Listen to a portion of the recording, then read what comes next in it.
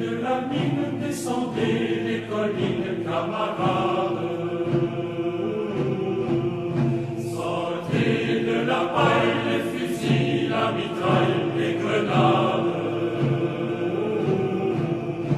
Oh, et les tueurs à la balle et au couteau, tuez vite.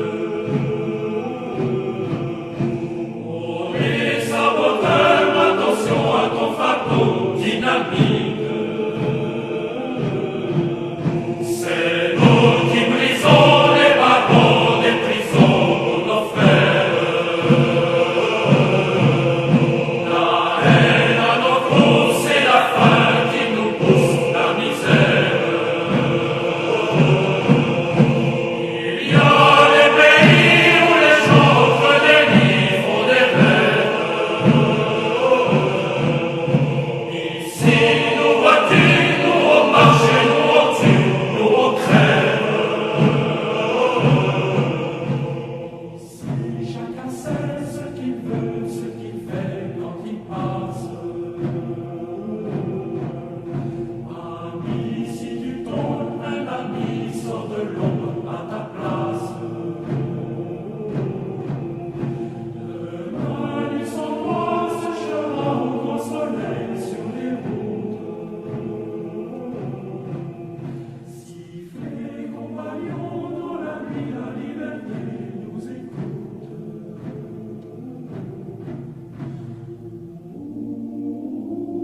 Amigun senti gurbaci la piaglia arrabbiati. Amigun senti la gna i paesi incatenati. Aio patrioti di campagna o di città chi di l'ora. Stasera un dubita chi un nemico è muda l'ampavora. Ognuno è cosciente oramai dell'impronto della mossa.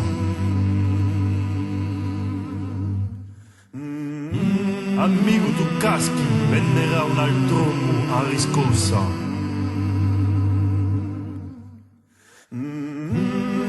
Domani si chiarà un tuo sangue sotto le sonde.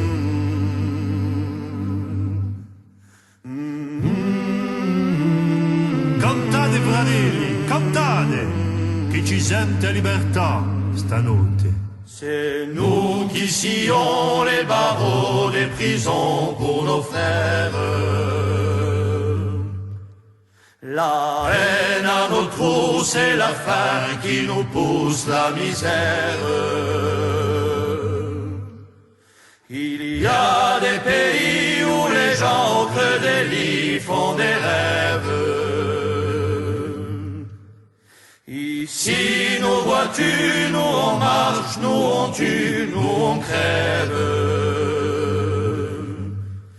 Ici, nous vois-tu, nous on marche, nous on tue, nous on crève.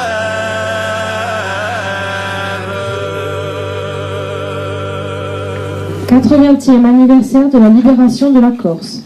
Allocution d'ouverture de Monsieur Antoine-François Rodolphe, maire de Pau. Monsieur Paul Santouparic, sénateur de Haute-Corse. Madame Françoise Campane, conseillère territoriale, représentant la présidente de l'Assemblée de Corse. Monsieur Tony Paul, président de la communauté de communes Castanic-Cazinc. Messieurs les maires de Cazinc et de Castanic. Monsieur le commandant en second du groupement de gendarmerie de Haute-Corse.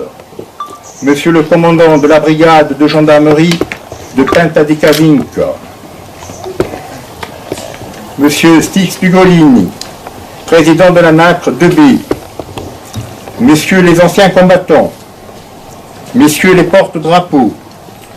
Madame Pelleg Ondolone, présidente de l'ONAC, représentant la préfecture. Mesdames, Messieurs, nous sommes réunis aujourd'hui pour commémorer les 80 ans de la libération de la Corse et rappeler l'importante contribution du village de Port à cette libération. C'est sur notre commune, sur une grotte aménagée, qu'une imprimerie clandestine a pu travailler.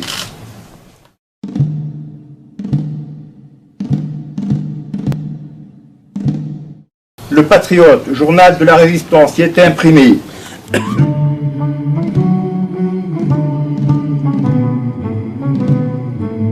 Le journal clandestin, bien diffusé dans toute la Corse, a servi à appeler à la résistance des jeunes, des femmes et les hommes capables de prendre les armes. Ça a été possible grâce à M.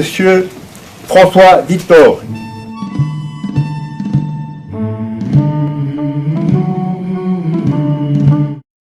Damien Vittor.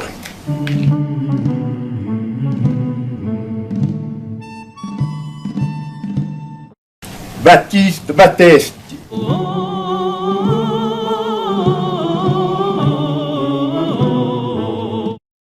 Pierre Noville.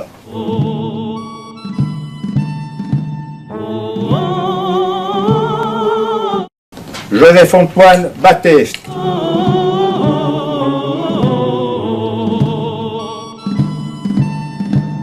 Simon Laurenti. Ami, entends-tu le vol noir des corbeaux sur nos plaines?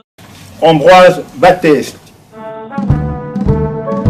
Ami, entends-tu ces cris sourds du pays?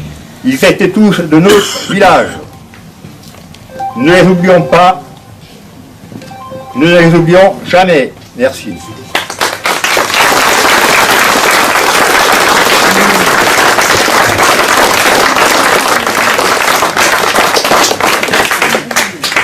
Présentation historique par Madame Marie-Josée Augier-Vittori.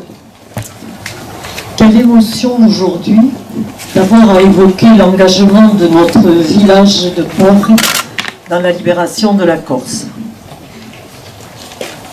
Aujourd'hui sont présents la plupart des représentants des familles de tous ces jeunes, de ces moins jeunes qui se sont engagés. Nous accueillons Martine Lorenzi, la fille de Simon, José Vittor et sa petite fille, Thérèse Novella, la fille de Pierrot, et puis les nièces, les neveux de François et Damien Vittor. En 1943, autour des dirigeants du Parti communiste, de François Vittor et de Léo Miguel, qui ont organisé ici le Front National de Libération. Ami, entends-tu ces cris sourds du pays qu'on enchaîne?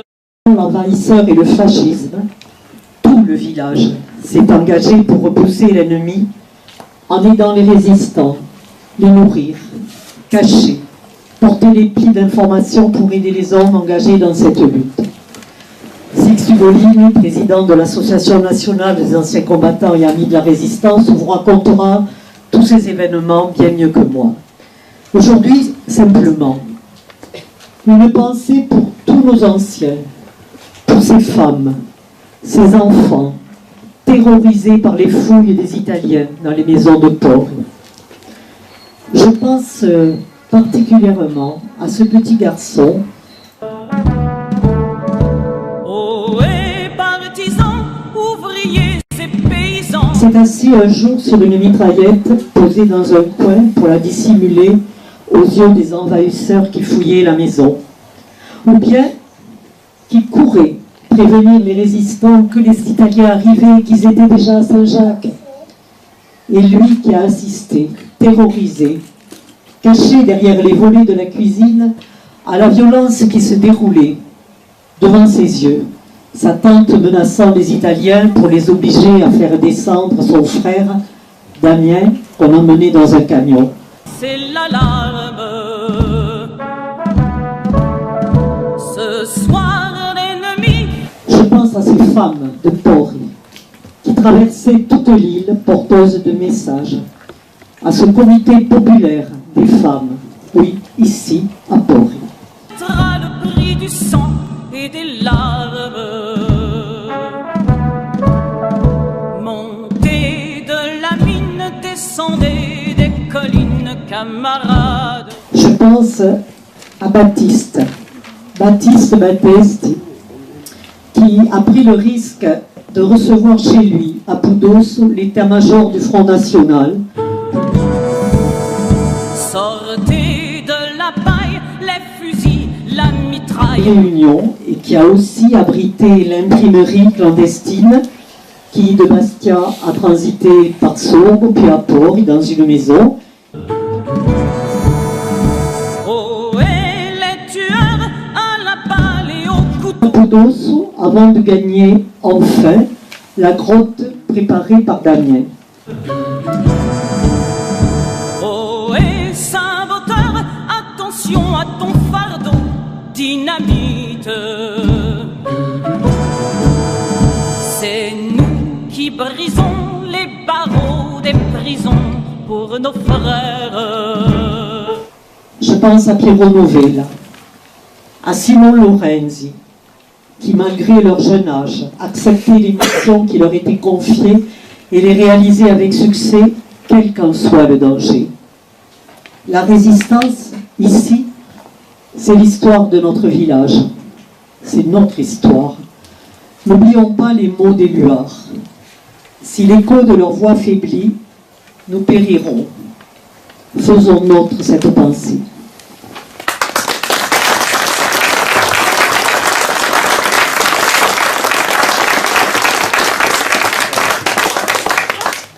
Allocution de Monsieur Six Hugolin, président départemental de l'Association nationale des anciens combattants et amis de la résistance. Monsieur le maire de Port, merci de nous recevoir.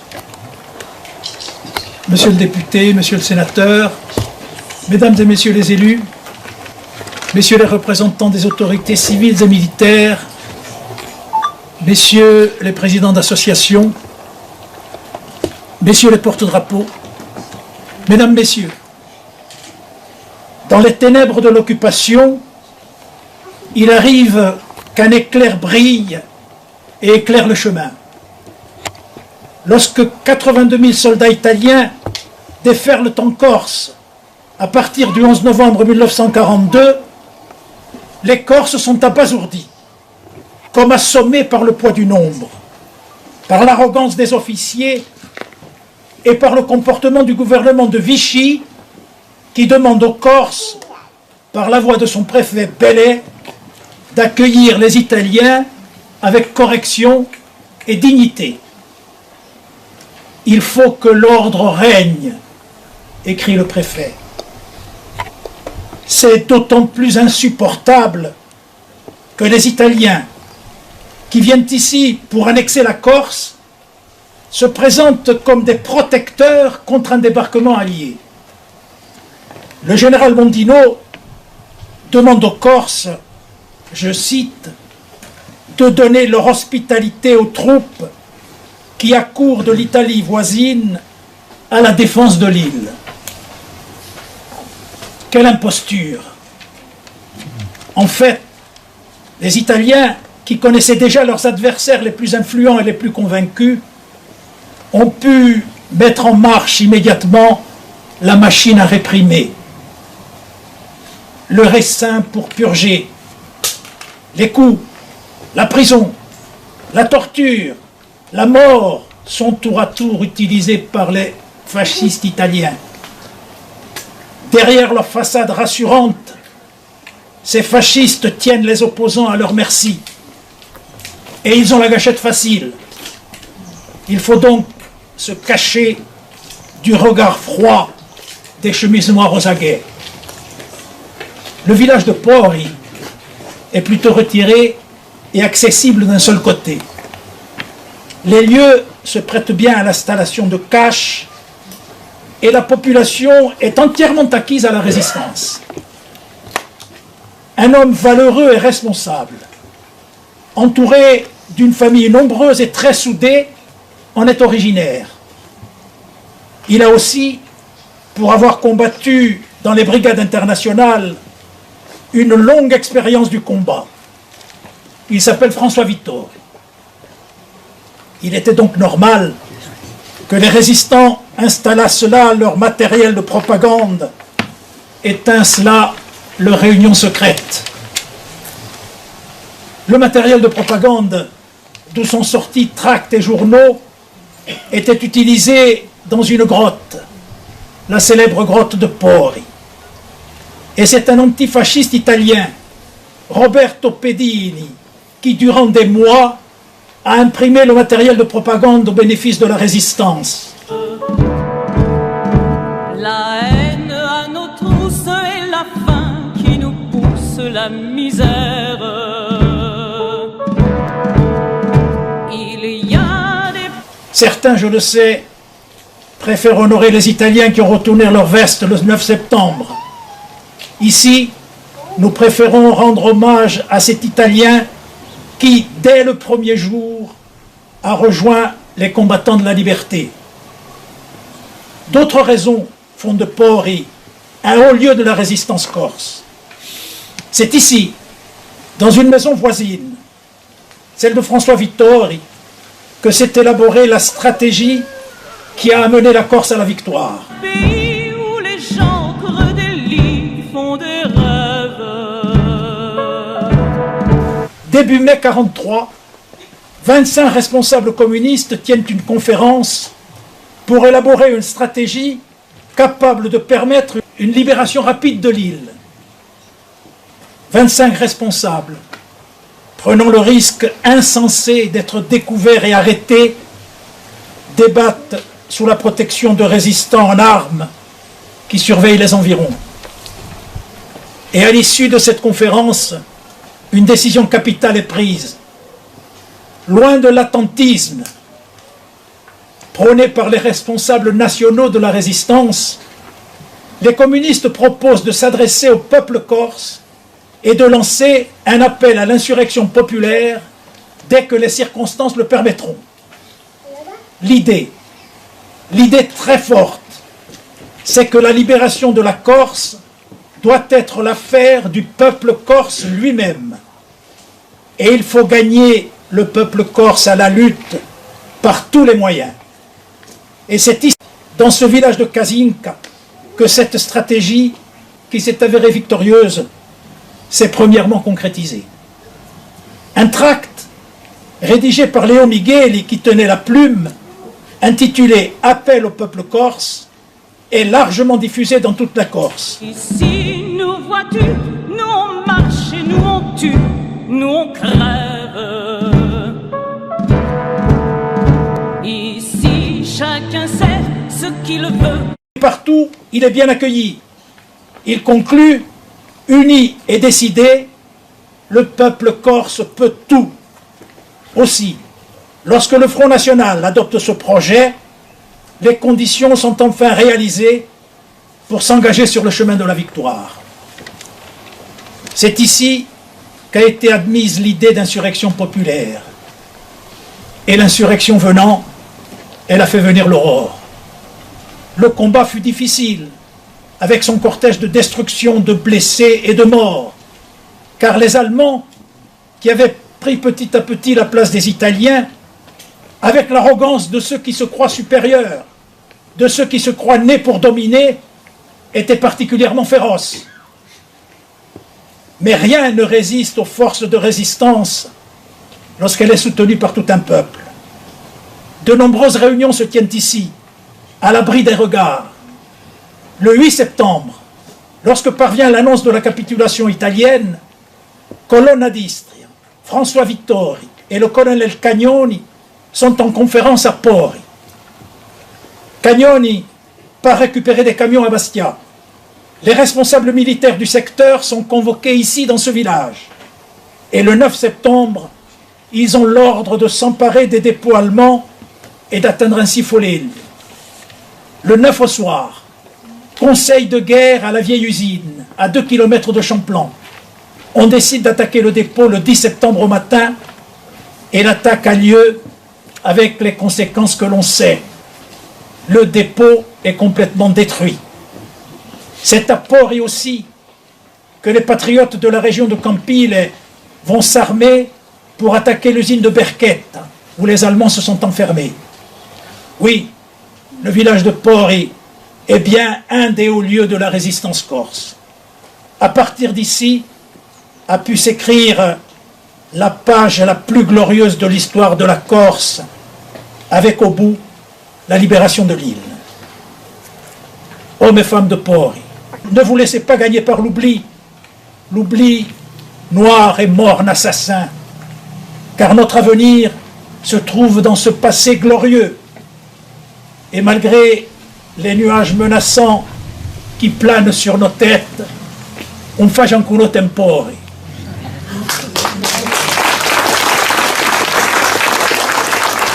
C'est l'intervention de Leo Micheli, dernier dirigeant de la résistance corse, disparu il y a 2 ans. C'était une intervention qu'il a faite le 28 septembre 2013 ici. Et il disait toute son émotion de se retrouver dans ce village. Et il rappelle ce que Sixte a indiqué dans son intervention, que se sont réunis ici les dirigeants communistes de toute la Corse au cours d'une conférence fédérale, d'où est issue la décision de lancer l'appel au peuple corse, que Léo rédigera. Et cet appel au peuple corse s'est fait autour de la formule de Pascal Paolo, Forti seremo si seremo uniti.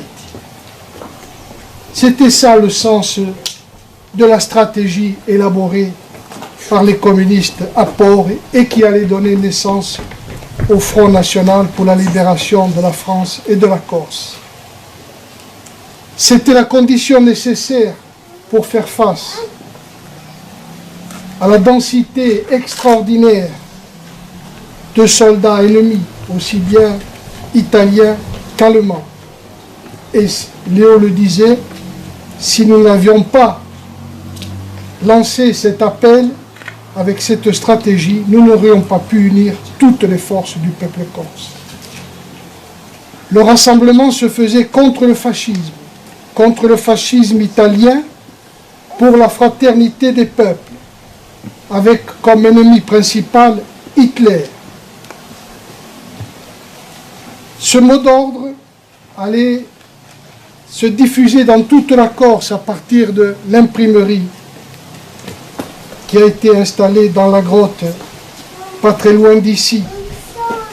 Et le mot d'ordre unificateur de tous ceux qui pouvaient rentrer dans la résistance, quelle que soit leur opinion, c'était pour une Corse libre et française au nom des valeurs de la République.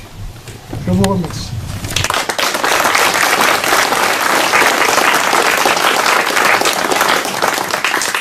Lecture du manifeste du Comité populaire des femmes de Pori en 1943 par Lisandra Hélène, 2 collégiennes, petite nièce de François et Damien Vito.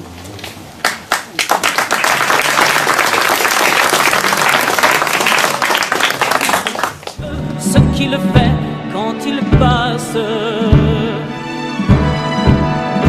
Ami, si tu tombes, un ami sort de l'ombre à ta place. Le comité populaire des femmes, toute la population de notre petit village, nous ont fondé parmi nous. Nous comprenons que, tout particulièrement au jour de repos, votre pensée s'envole. Par-delà la grande bleue, vers vos foyers chéris, dont plusieurs d'entre vous n'ont aucune nouvelle. Aussi, nous avons voulu, par notre geste maternel, vous créer un peu de l'ambiance familiale, dont vous êtes privés, vous donner un peu de réconfort moral. Sous chaque toit, noble héros de la victoire prochaine, on vous ouvre les bras, on vous donne la place des absents. On est heureux et fiers de vous accueillir dans une chaude communion de sympathie et d'idées. En effet, ne vivons-nous pas les mêmes tourments? Pas de nouvelles d'être chers, éloignés, inquiétude constante causée par l'état de guerre. Et que sais-je, tant d'autres choses encore. Mais si les mêmes soucis resserrent les liens d'amitié, n'est-ce pas la même et forte espérance qui cimente davantage encore entre nous, l'échelon de la fraternité? Oui, un même sentiment patriotique nous fait pressentir que notre France ne peut mourir. Nous la sentons déjà redevenir belle et forte et s'épanouir au grand soleil de la liberté. Ce patriotisme ardent, dont notre village a bien fait preuve durant l'occupation étrangère, Ce doux et grand espoir élève nos cœurs, trompe nos âmes et nous font crier « Vive nos défenseurs !»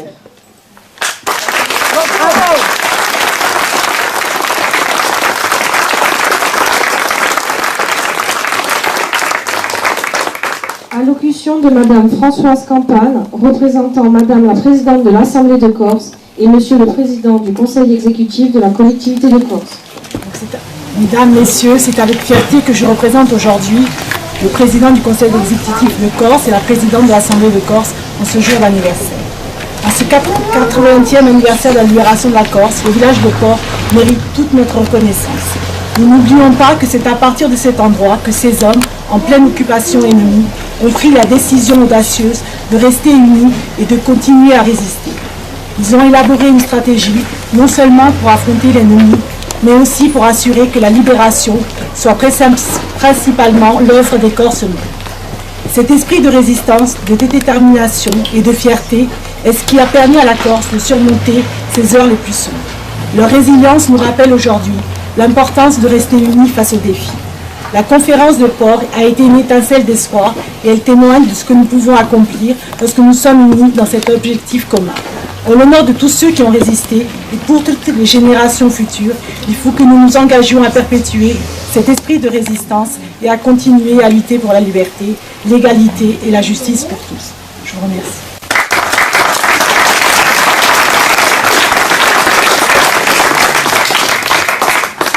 Allocution de Monsieur le Sénateur de la Haute-Corse. Monsieur le maire, Monsieur le député, Madame la représentatrice de l'Assemblée et du Conseil exécutif, Monsieur le président de la communauté commune, Monsieur le commandant de gendarmerie, Messieurs les maires, cari paesani, cari tutti. Cela fait quelques jours que nous sillonnons la Corse, que nous avons la chance de nous rencontrer pour célébrer ces hommages et surtout la libération de cette île bien avant le continent. Chose qu'il a fallu plus de 50 ans pour qu'on puisse l'avoir écrite dans les livres d'histoire. Oui, la Corse, comme le disait le général de Gaulle, a voulu se libérer par elle-même. Elle a voulu que les résistants soient les vainqueurs. Et ces hommages que nous rendons hier à Périgord, aujourd'hui à Pori, qui vont encore continuer à Ghisonaccia, sont importants. Et je crois que l'image que je retiendrai aujourd'hui, c'est l'image de ces deux jeunes filles qui sont passées avant nous. Là. Il faut faire attention, le 80e est important, mais le 81e sera encore plus important. Le 90e encore plus important, parce que plus on s'éloignera des faits, et plus le risque d'oublier sera là. Et oublier, ça serait faire mourir deux fois ceux qui sont les martyrs de cette libération, mais aussi ceux qui ont résisté en sacrifiant leur famille et leur temps pour la liberté. Alors, moi je dis une chose, ce qui est important, bien sûr, c'est la commémoration, mais le plus important, c'est de ne pas oublier. À tous ces noms qu'on a cités hier, a Périgord, que l'on a cités encore aujourd'hui, a tutti questi paesani presenti qui gli devemmo una riconoscenza eterna. E per questo che non è mica solamente l'80esimo che c'è a commemorare, ma tutti quelli che parleranno da rete. Vi ringrazio.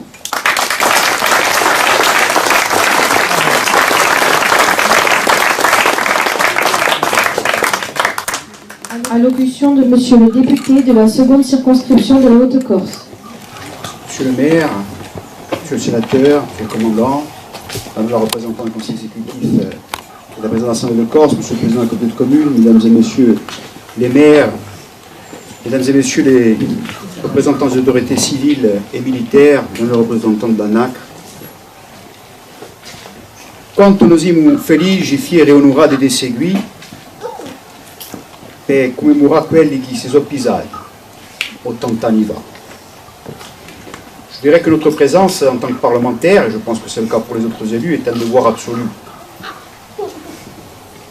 C'est un devoir absolu d'être là, et nous aurions manqué à ce devoir-là si nous n'avions pas été là, à un moment important, le 80e anniversaire de la libération de la Corse, pour d'une part rendre hommage à tous ceux qui se sont levés, qui n'ont pas attendu, qui n'ont pas été dans l'attentisme, pour reprendre les termes de Sixte Moline, pour s'organiser, malgré les risques encourus, pour faire front face à l'oppresseur et pour essayer de créer les conditions de la libération sans attendre, de par soi-même. C'est le signal de cette commémoration ici à Port. Parce que commémorer, se rendre hommage, c'est prendre la mesure, si on s'arrête un petit peu, du poids des souffrances, de l'anxiété quotidienne, des blessures, de l'information de celui qui est mort, de la souffrance de la famille qui a perdu quelqu'un, durant ces jours où il n'était pas certain du tout que la Corse allait être libérée. Aujourd'hui, nous le savons, mais pendant le feu de l'action, rien n'était moins sûr. C'était aussi le pot de fer contre le pot de terre contre le pot de fer. Et malgré cela, nous avons mesuré tout ce qu'il a fallu de lucidité, d'opiniâtreté, de courage, de conviction, pour que arrive la victoire. La victoire pour la paix, pour la liberté d'abord, pour la démocratie et pour le respect de l'autre et de l'humanité.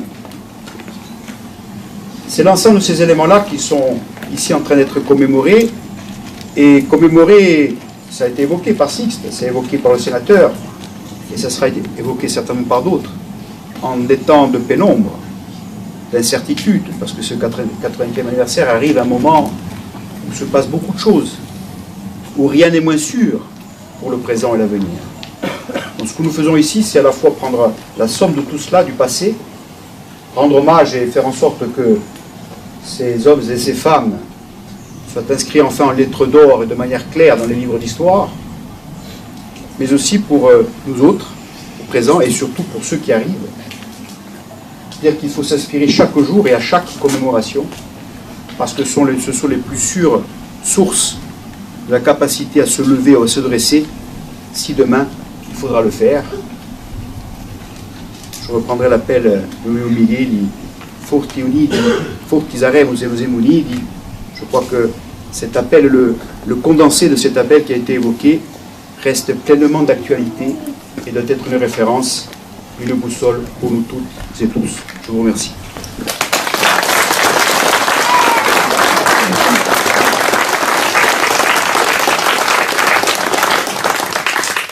Chant des partisans, interprété par la chorale de Pau.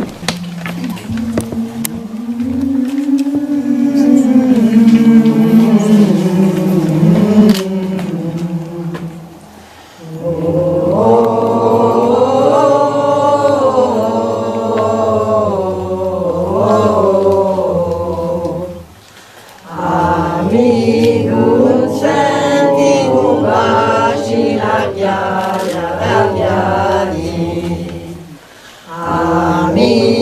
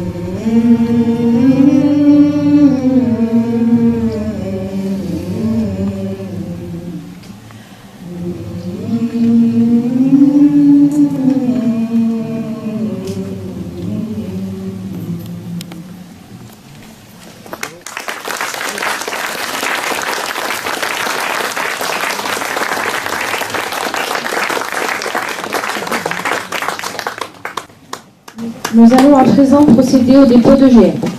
Gerbe du président départemental de l'Association nationale des anciens combattants et amis de la résistance.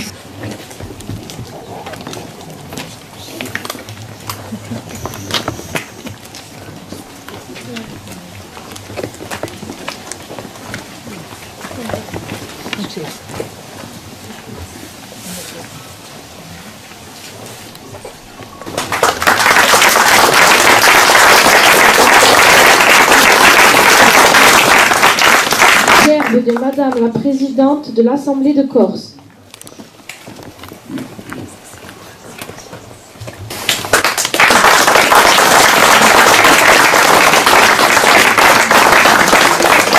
Gerbe de Monsieur le Président du Conseil exécutif de la collectivité de Corse.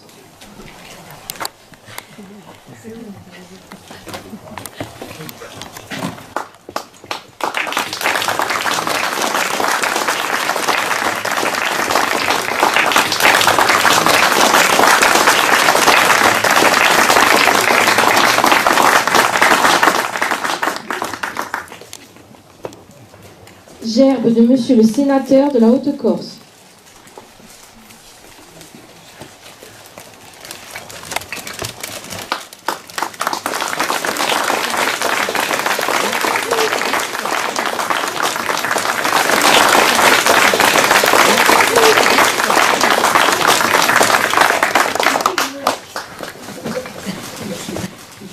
Gerbe de Monsieur le député de la seconde circonscription de la Haute-Corse.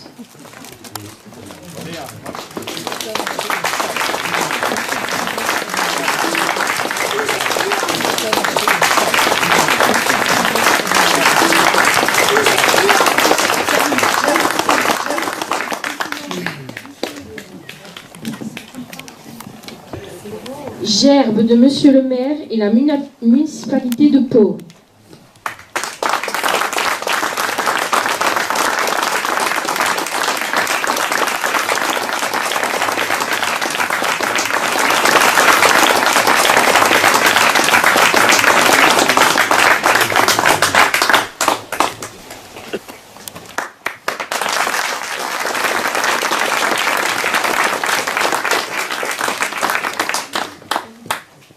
Au mort!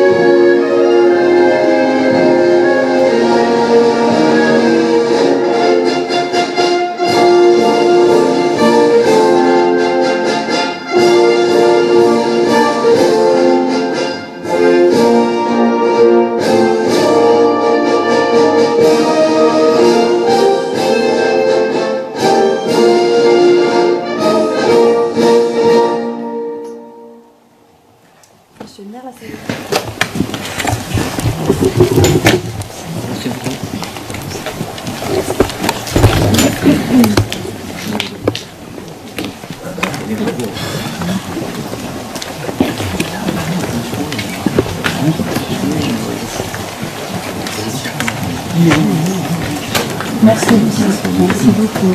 Merci.